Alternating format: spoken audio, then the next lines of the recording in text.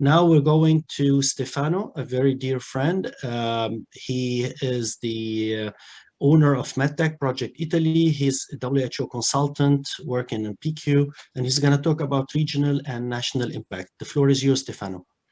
Thank you, Riyad, and thank you to all the friends and colleagues here of the Clinical Engineering Division for this opportunity and this 2 days webinar. I think it's very valuable for all the participants.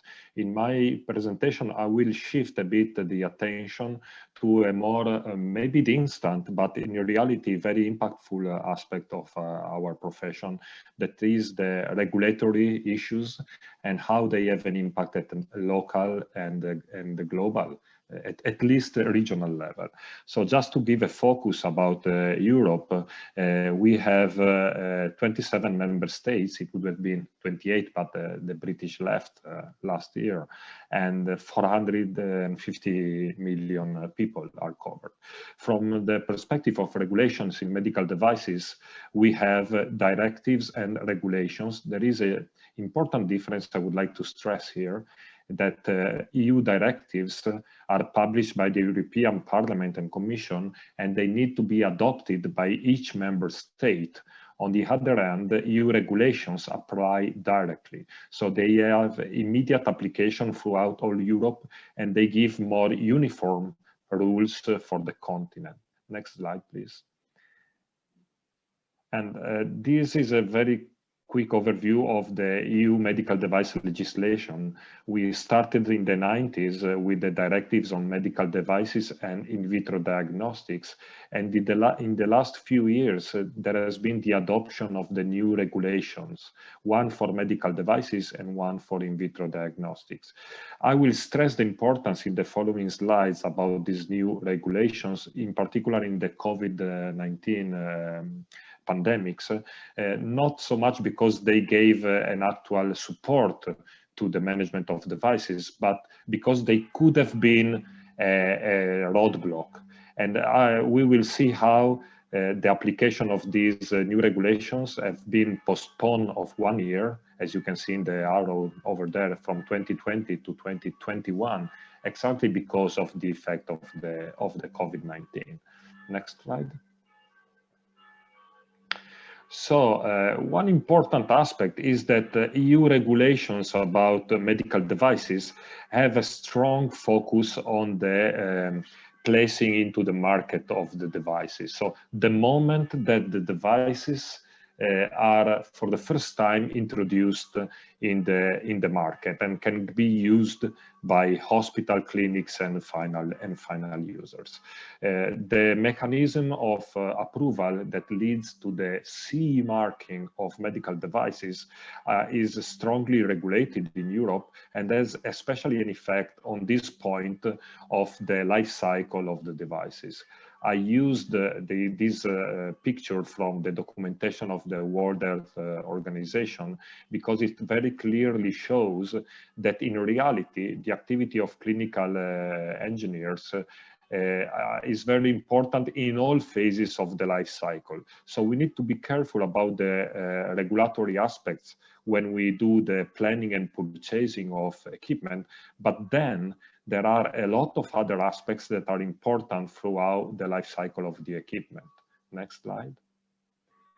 And from the regulatory point of view, we have to shift a little bit the attention from the medical device directives and regulations to other directives that have to deal on public procurement and also on occupational health and safety. And this is common, of course, throughout Europe, where we have a shared framework, but also in other continents, because the laws and regulations about occupational health and safety can be very important also for us in our hospitals to leverage with the hospital management about the importance of maintenance, of safety and of training of the users, because a lot of the strict regulations about responsibilities and the need for proper maintenance and user training are exactly in the laws and regulations about occupational health and safety. keeping in mind that most medical equipment and a lot of medical devices can be considered working tools. And so all occupational health and safety rules apply to our devices. And this is very good leverage with the hospital management, because the top management have a responsibility in this field. And we can be an important element to ensure that they are safe in their job, and that, of course, users and patients are safe. Next one. In terms of something that is not strictly a law or regulation, but is very useful, and where biomedical and clinical engineers can have an important role in each country, is that in some countries, there have been published guidelines about how to manage medical devices. And this is a very nice example from the UK, where the MHRA has published a very nice guideline about how to manage medical devices. And here they touch elements that are not only the safety when you purchase an equipment, but everything about the life cycle of the devices inside the hospital. So a point of attention for all our colleagues that are listening to this webinar is the role that we can have in dealing with our regulatory agencies in proposing this kind of guidelines, because once these are published by the Ministry of Health or by a similar agency, they become very, very important as a reference point for all the community in the country. Next one. So I was mentioning the transition from 2020 to 2021. This has been a very important moment, because with the new regulation in Europe that are dramatically changing the landscape for approval of medical devices, new rules apply. And the new application date now is the 26th of May, 2021. After this date, some devices, but actually a lot of them, need to be recertified according to the new rules. There is also a transitional period, but all the new devices, everything that was not approved before the date of application, need to be certified with the new rules. Now, there has been a lot of trouble last year, as you can imagine, of course, in all the regulatory chain, I would say, so between notified bodies and the manufacturers. And there has been a lot of pressure to postpone the date of application of the medical device regulation. And in fact, it has been shifted from May 2020 to May 2021. And this is a clear sign that is to be borne in mind very carefully about how this regulation can have a practical impact on the availability of medical devices in our hospitals. This shift has been very important, and we hope that now we are going to be more well equipped to face these new regulations. Next one. Another aspect that we have to consider when we think about the regulatory framework is not only the high-level laws and regulation, but also about the technical standards. And during the pandemics, a lot of technical standards related to respirators and ventilators have been made freely available. As you know, technical standards are usually charged for. ISO charges for this technical standard, and also the national regulatory bodies. A lot of these have been freely available. Next one.